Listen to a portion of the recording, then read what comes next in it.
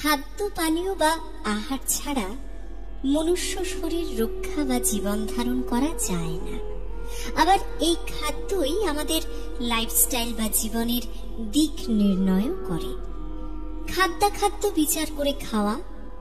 আহার সম্বন্ধে শ্রী শ্রী মা সারদা দেবী বলেছেন, যখনই যা কিছু আহার করবে তা ভগবানকে নিবেদন করে প্রসাদ স্বরূপ গ্রহণ করবে, তাহলে রক্ত শুদ্ধ হবে।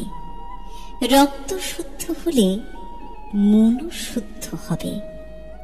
ভক্ত শ্যামাচরণ চক্রবর্তীকে আহার সম্বন্ধে উপদেশ দিয়ে বলেছিলেন, বাবা, তোমার মাছ মাংস যা খেতে মন চায় খাবে, তবে ঠাকুর আত্মশ্রাদ্ধের, সংস্কার বিবাহের আর প্রায়শ্চিত্তের অন্ন খেতে নেই বলতেন।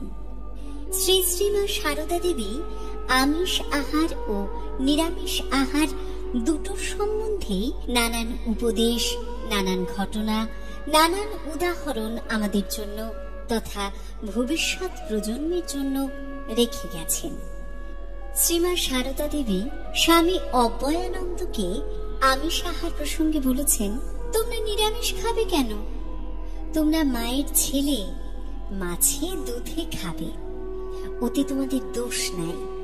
নিরামিষ আহার করতেন এমন সন্তানকে মা মাছ পরিবেশন করে খাইয়েছেন ও বলেছেন, ঠাকুর শেষ পর্যন্ত মাছের ঝোল খেয়েছেন, ওতে মাথা ঠান্ডা থাকে, কিন্তু তিনি জোর করে কারণ নিষ্ঠা ভঙ্গ করতেন না। আবার এক সন্ন্যাসীকে মা সারদা বলেছিলেন, মাছ খাবে, খাবার ভিতর আছে কি?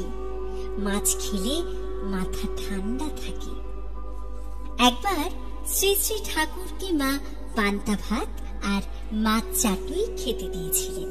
স্ত্রী ভক্ত কমলা ঘোষ একাদশীর দিন কোনো আত্মীয়ের বাড়ি গিয়ে ভাত না পেয়ে শুধু মাছ খেয়েছেন শুনে মা বলেন, একাদশীর ফল পেলে আর তোমাকে একাদশী করতে হবে না।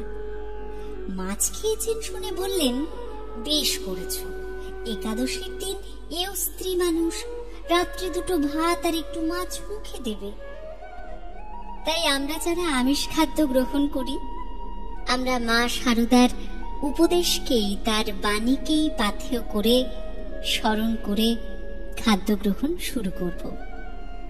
যখনই যা কিছু আহার করবে তা ভগবানকে নিবেদন করে প্রসাদ স্বরূপ গ্রহণ করবে, তাহলে রক্ত শুদ্ধ হবে।